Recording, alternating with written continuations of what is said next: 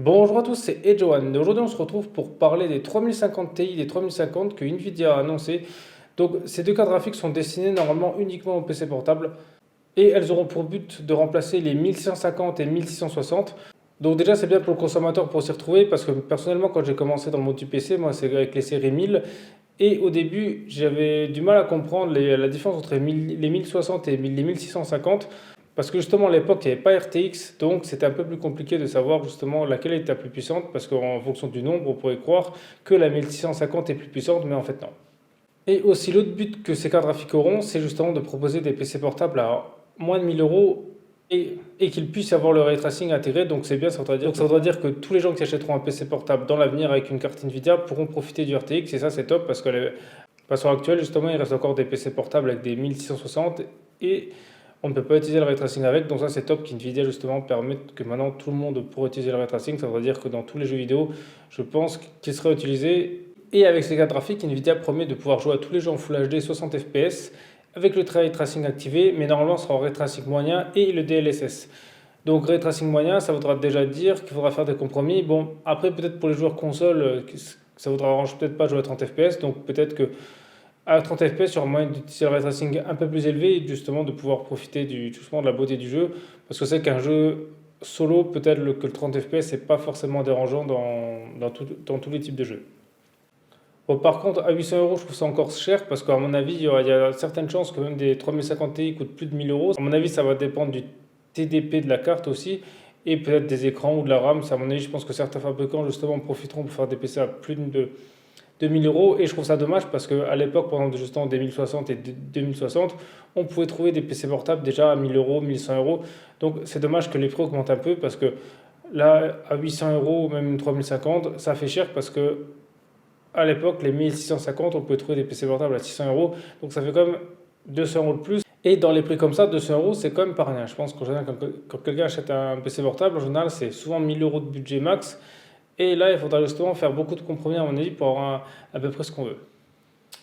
Et j'ai parlé des TDP parce que justement, Nvidia annonce les TDP des deux cartes entre 35 et 80 watts avec un boost en fonction de l'utilisation du CPU entre 5 et 15 watts. Mais voilà, 30 watts, c'est pas énorme. Et aussi, ce qu'il faut prendre en compte, c'est quand Nvidia parlait des jeux en 60 fps, est-ce que c'est la carte déjà à 30 watts, elle le fait, ou c'est celle à 80? Si c'est que celle à 80, il faudra bien faire attention au benchmark, au test du PC portable que vous voulez acheter, parce que dans les fiches techniques, ils sont pas obligés de noter la TDP.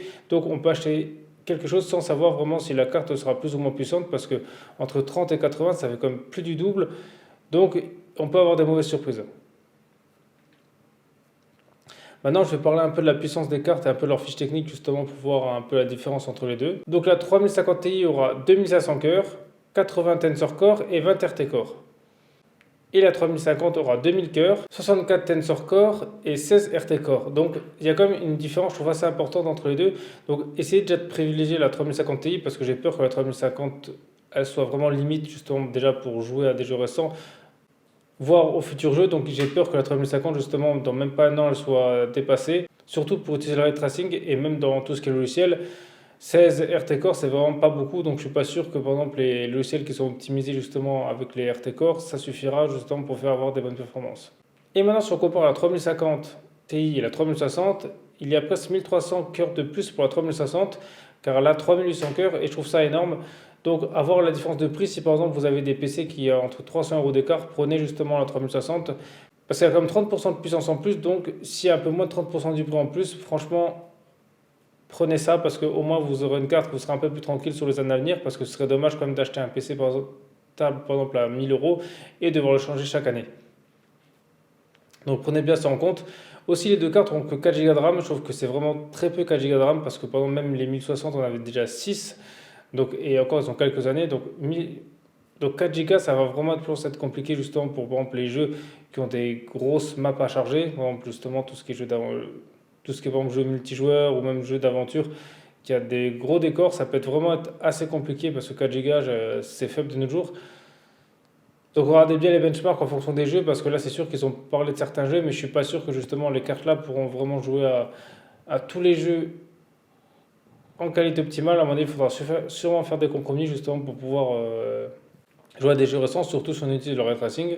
Après, si vous voulez un PC qui chauffe moins, je pense que la 3050 ce sera la mieux adaptée parce que c'est elle qui a le plus gros boost de toute la gamme. Elle a même un plus gros boost que la 3080 et la 3070 car elle a un boost jusqu'à 1740 MHz. Donc ça voudra dire que celle-là, elle chauffe beaucoup moins que les autres. Donc c'est sûr, si vous voulez un petit PC portable pour jouer de temps en temps qui chauffe pas trop, ça peut être la solution pour éviter justement d'avoir limite un radiateur sur les genoux. Donc voilà, après vous dites-moi dans les commentaires justement ce que vous pensez de ces cartes. Si par exemple vous comptez acheter un PC portable avec justement ces cartes graphiques intérieures ou si vous pensez en prendre un avec une 3060, une 3070. Voilà, moi ce que je vous conseille c'est de regarder bien l'écart de prix. S'il n'y a pas tant que ça d'écart de prix, prenez la 3060. Parce que celle-là, j'ai vraiment peur que dans un an ou 2 ans, elle soit vraiment limitée. Surtout la 3050, la 3050 Ti, même ça peut être limite. Après, c'est pour faire de la retouche photo ou du montage vidéo. Je pense que la 3050 Ti pourrait suffire pour quelques années. Mais si c'est par exemple pour justement du jeu vidéo, faites bien attention.